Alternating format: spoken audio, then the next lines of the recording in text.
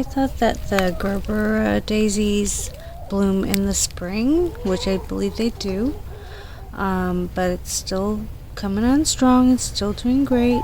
There's gonna be 5 blooms here. I just deadheaded one, and my dahlia is coming back. It's a tiny little bloom right now. Oops, sorry about that. And let me show you what else is going on. Oh, tons of peppers still coming out.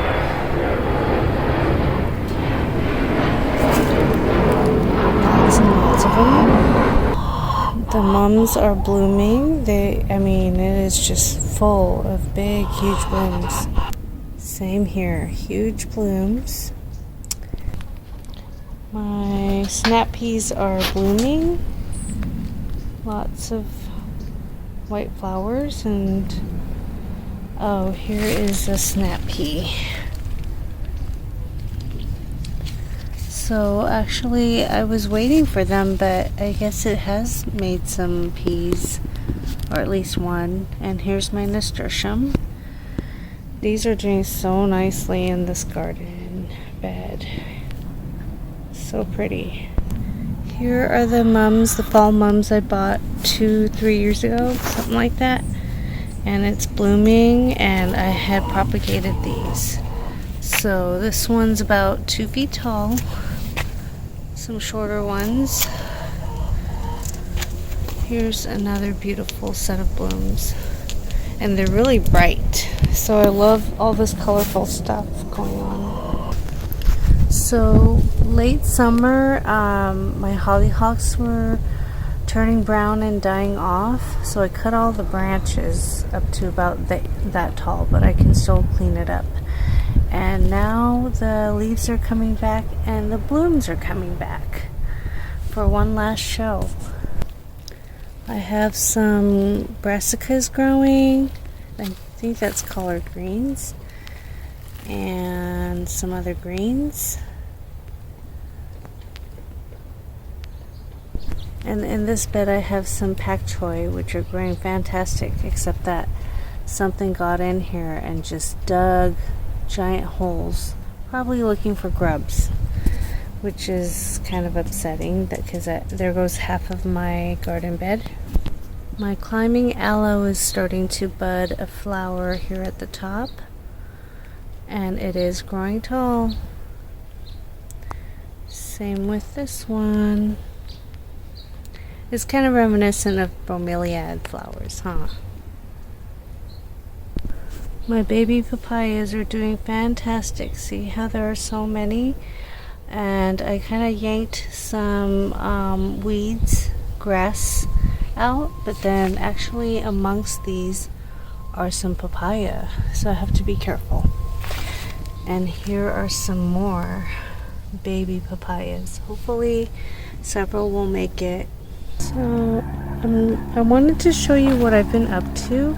I've been raking up leaves that have been falling from some of my trees in the parkway, and I decided to put them on the top of the pots as a mulch. And when I water the plants in the pots, they'll dry out a little slower, and the water will penetrate through, especially like if you have cold sensitive plants like basil. They will die off and it'll just be like this skeletonized branches here that are all dried out. I thought this one was dead, but I kept watering it and to my surprise it's huge. But most of the times they die in the winter, unless you overwinter them, protect them in some kind of warm place. And so I don't know if this was like a new cutting because it's on only half of the pot. So I don't know if I stuck a new cutting in this dirt here, but it is looking really good right now still. And this is quite lovely over here. I have a mango tree, Glen Mango, and Mauritius lychee. And what I did was I threw some nasturtium seeds in here, And the nasturtium is growing really fantastic. It's got orange blooms, and it's kind of climbing down the pot, this enormous pot, and I have some Thai basil growing in there too. So I put a cutting in there. Here's another potted plant. It's a citrus tree with some leaves in the pot on the top as mulch. Here are several more potted fruit trees that I'm going to put them into the ground in the early spring. And I find that that's a good time because they're in dormancy, and then they come out of dormancy and they'll do fantastic. I just remulched the ground, so I can't really put these fruit trees into the ground. It's gonna kill them off. So for now, I'm just gonna keep feeding and protecting the plants so they could survive the winter. So I'm mulching it with leaves, or I'm growing other things in the pot to kind of keep the soil moist and kind of insulated. So here I have collard greens growing at the base of this fig tree. So those are the two ways that I keep my plants kind of warm and keep the weeds out of the pots and keep them alive. So like this one is the best example. Look at how lush it is all the way up. So the lychee has basil and nasturtium in that same pot. And you know, over time, just to protect my basil from dying, I think I'm gonna just try to bring these wrap this nasturtium around it and keep it nice and warm and toasty. That's gonna help protect the basil. And I could always harvest. Did you know that you can eat the leaves and the flowers of the nasturtium? So I can just harvest these. They taste like kind of like black pepper. This is pretty awesome. I just found a cocoon that houses tons and tons of babies of praying mantises. So I'm really excited. A few years ago I cut down a delphinium plant, and it had like dozens, well, okay, not dozens, like about a dozen of these. And I was thinking that they were like some kind of pest moth, and so I just threw it in the green bin. And now I feel so bad because I know what they are, and I always love seeing praying mantises all over the garden because they help eat up all the pests. Oh, and look, here's a little feijoa. I'm gonna definitely pick that to eat and have my husband try it out because this year it had a few blooms. Oh, here's another feijoa. Right there. So a new thing I found out is that mint likes to be in the shade, so it does not like to be in the sun. So I have some mint growing here in this pot, so it does make sense. In early spring it is just teeming with tons of mint in these pots, and then they start to fade in the summer unless you place it in a shady spot. So in the front of the house I have these beautiful bright hot pink roses, and I love them so much. I only had the one rose bush, and I really wanted more, so I propagated one last year and gave it to my mom, and this year the other ones didn't successfully propagate. So, and this year I stuck in a bunch of cuttings, and I got, let's see how many are in here that are alive. I placed about 5 cuttings in here and only 2 made it, but both of them are this hot pink color with the beautiful yellow center, and I really love this. So I'm gonna try to separate them and into separate pots, and then I have 3 plants now. And in this one I have, see, I stuck in many sticks. Do you see the cuttings? 1, 2, 3, 4, 5, 6, 7, 8, 9. 9 cuttings did not make it, and 2 did. And this is because I didn't use the cover to keep the humidity in there, and also I didn't use rooting hormone. I just stuck it straight in the dirt. So yeah, I expected quite a few to not survive, but that means that the ones that made it are quite strong. So I'm happy with that. This one I have yet to figure out what the color is. I hope it's hot pink, or I have another one that's yellow, which I don't have too many of the yellow rose bushes. So I hope that's the yellow one. So it's been about a week, and look at how the lemongrass is growing so quickly. So from the center, the new leaves are springing up, and then it just kind of grows taller and taller. So that's fantastic. I'm quite happy with that. And over here, I had a broken branch from my blood orange tree that I bought this year, just 3 months ago.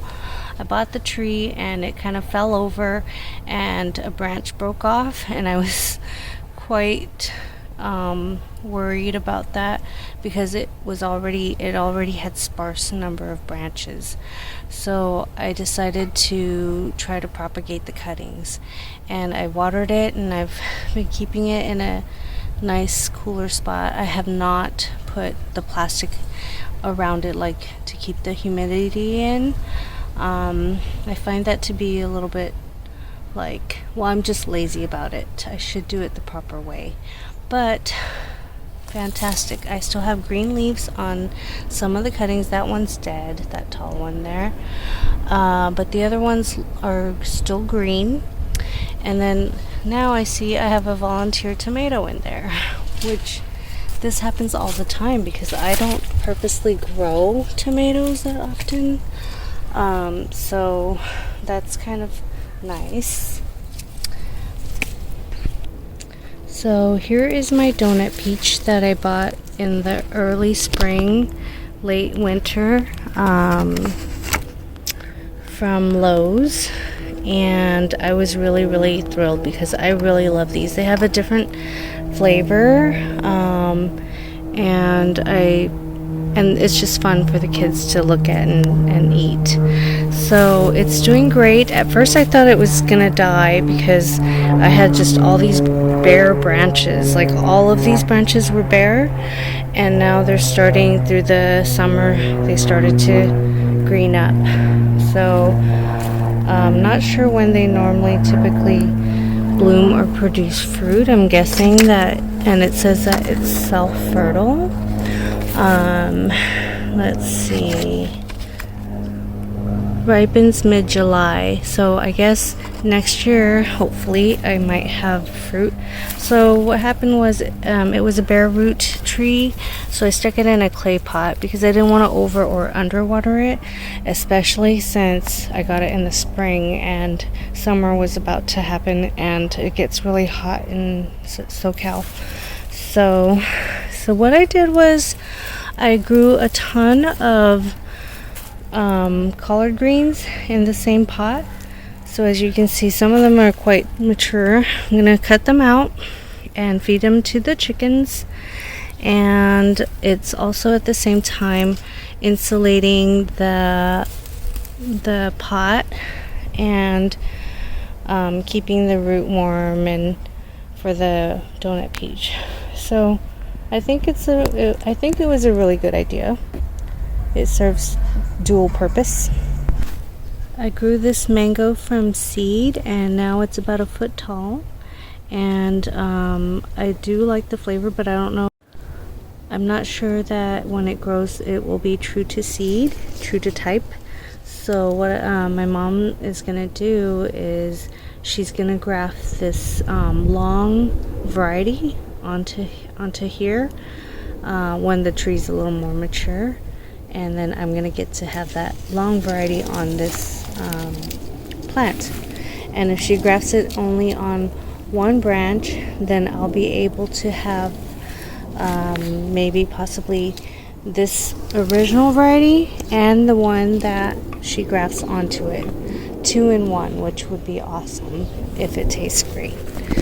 And my chijimisu, I think that's what it's called, or tatsoi, I forget, I think it's a tatsoi. It is growing so big. It has so many leaves. I'm gonna have to pick it and make soup out of it. And my basil is doing really good. This is the lemon lime basil, I believe. And here is a brassica. I don't know if that's the asperbrock, but it looks good. Like I said, something's been kind of going through some of my plants here, digging it up. So what would have been quite successful is ending up being a disappointment. But what can I do? I can't control everything. So here I cut some of this chive the other day, and now it's coming back, but I gotta water it. Maybe add more soil to it, but since it grows well in the winter, it's gonna give me some harvest over the winter, so that's great. Over there is my other chive, and it's doing great. I got a harvest from it. And over here is my scented geranium, and the one flower here is doing okay. It's drying out. I've got another chili pepper variety still blooming and making stuff, and what I did was I crowded the base of these with some pots to keep it warm, and I also moved mulch to it. And chili peppers like to be a little more dry. They don't like to be wet, and of course they loved full sun. So that one's kind of shading out that little guy, but that's okay with me. It looks like as long as it produces something. I already harvested 2 chilies from this one. Oh, here's another one. So that's good. I'm going to harvest that. Here's a little jasmine, star jasmine, the scented decorative plant from my mom. It's a cutting, and it's doing great. I love the scent of these, so I want to have several of these all over. So I have a more mature one that's a year old, and then this one's like a few weeks old. And this is a gardenia cutting from my mom's, so hopefully it survives because the other one died, the other cutting. Over here I have another chili variety, and it's doing really good. I'm happy about that. So I'm hoping that it'll bear me a few more chilies. So I also placed a lot of mulch around it, and then placed the pot over around it so that it will stay warmer. And here's a bell pepper plant. Sorry about that. With lots of flowers still. So that one's doing fantastic. And same thing, I'm hoping it's going to give me some late season crops. And this butterfly bush kind of cost a pretty penny, and it's got a bloom, and I always deadhead it, so I just recently took off a bunch of deadheads, see right here. So, and oops, I cut a little too much, oh well. So I just kind of pull it out and remulch it back into the ground, into the dirt. Oh my goodness, am I killing my plant? I'm pulling out way too much. So yeah, I moved my little display of succulents over here to this, just to put it around my garden bed here to keep it warm. I haven't put the plastic yet around my garden bed, which it's gonna definitely get colder. The nights are about 48 to 52 degrees right now. So anything under 40, the plants start to suffer. And unless you're growing cold season crops, which I have right there, and some brassicas here. The tomatoes volunteer themselves. I should pull them out, but I never do. It'll help me kind of insulate the plants, I guess. Some cilantro, this purple basil that's still producing, which I love. Pineapple, mint over there. Sage, pineapple sage. Some more nasturtiums, some volunteer tomatoes, some green onions. So, and let me show you. Here are a ton of baby papayas. They are several months old and they're kind of protected under these canna lilies, which are suffering right now because it got really cold. However, I'm hoping from these, just a few will live and give me some papaya trees. I would just absolutely be thrilled and I would love it. Trying to make just a lot of varieties in these areas. So look at how canna grow. See? So there's this big I don't know if you call it a rhizome underneath or a clump or something like that, but from that it makes new little shoots, and then it just grows tall and lush, beautiful as these leaves here, and then it has the red flowers, which hummingbirds love the flowers. So, and you know, it grows so abundantly, and you can just chop and drop the dead leaves or chop and drop it just because, and I'm just keeping it up to keep the winds down and to protect my papaya and to insulate these plants in this area.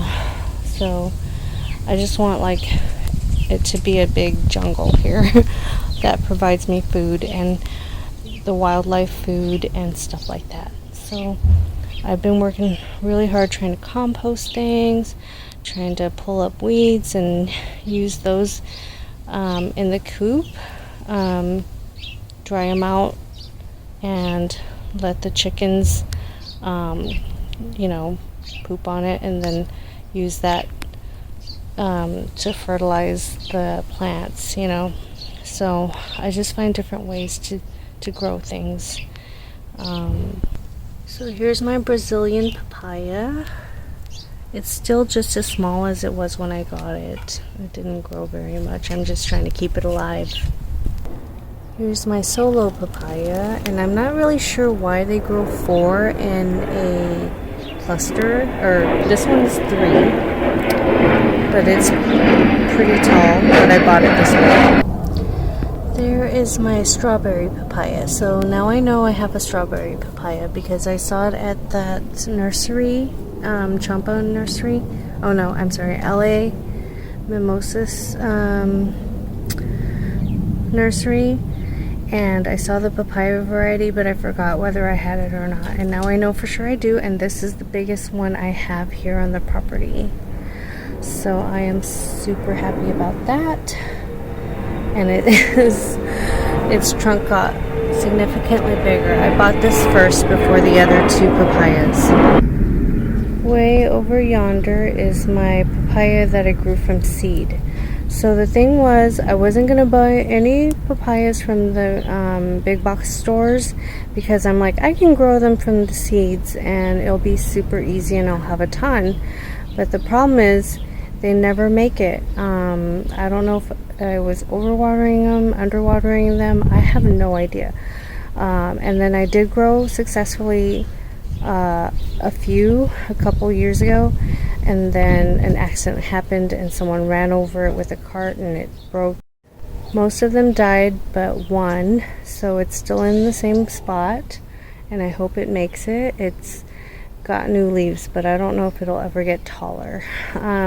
So here I have the second one that I successfully grew, and next to it are a couple little ones. I don't know if you can see them, and hopefully those survive. I'm not sure. So, and the thing is, when you grow them from seed, only when they're grown from the blossoms you can find out if it's a male, female, or hermaphrodite. So you want the hermaphrodite or the female, because the male does not produce fruit. So we'll see what I get. So because I didn't successfully grow papaya that well and they kept dying, I got desperate, and so that's why I bought one of each variety. So the strawberry, the Brazilian, and the solo papaya. And so the one that I'm growing in the ground from the seeds from the papaya fruit from the grocery store is a Hawaiian variety. So I'm pretty sure that that one's kind of like a solo, or they call them sunrise also. So we'll see, but it's a Hawaiian variety. So I'm excited to taste them and find out the difference of all of them. And over there is my dragon fruit. It's doing really well. The tag is turned. Let's see, what variety is it? It's the pink variety, so it has a lot of growth, and at some point I'm gonna have to find a permanent place for them, sunny spot that won't get too much water, and then I'm gonna have to prop it up with something. I'm gonna have to have someone build that for me. So I planted my spring bulbs in this little Belen country trough fire ring, and nothing's coming up, just a leftover carnation, which is coming up, thank goodness, because I had sunflowers and dahlias. Sunflowers and zinnias in here, and bachelor buttons. So we'll see what comes up in the spring. I'm not too worried. And in this garden bed, this Belen Country fire ring, I had moved it from a different location, brought it here, put new soil in it, and I put my 50 bulbs of yellow, red, and white onions, and some shallots, some red and white shallots. So we'll see how they grow. It's the first time, it's the second for onions, the first time for shallots. And it kind of looks a bit dry. I hope it's not too dry. What's happening is I just watered it yesterday, and if it looked really moist this morning, and it's going to only get up to 68 degrees in the day, so I'm thinking that I can hold off on the watering till tomorrow. With my fruit trees, so these garden beds I normally water every day, but it's starting to not be so hot, so I'm trying to water it every other day. As far as all the potted plants and the fruit trees in the ground in the food forest, I'm watering those depending on the daytime temperatures. So it's been in the 70s the last few days, so I'm watering it kind of like I was watering it every other day, but I'm not gonna water. I watered this about 2 days ago, so and I skipped today, so 3 days that I'm skipping, and then tomorrow it's going to be 79 degrees, and then the day after it's going to be like 80 something, and the day after that 88. So I'm going to have to water a little more frequently because I don't want them to dry out and die. But I'm trying to conserve as much of the water as possible, and actually what I'm watering them with is the rainwater that I collected since the recent rain. So yippee, I don't have to use the municipal water and pay for it. I'm using the soft water that nature provided. So that's the garden update so far. Have a great day.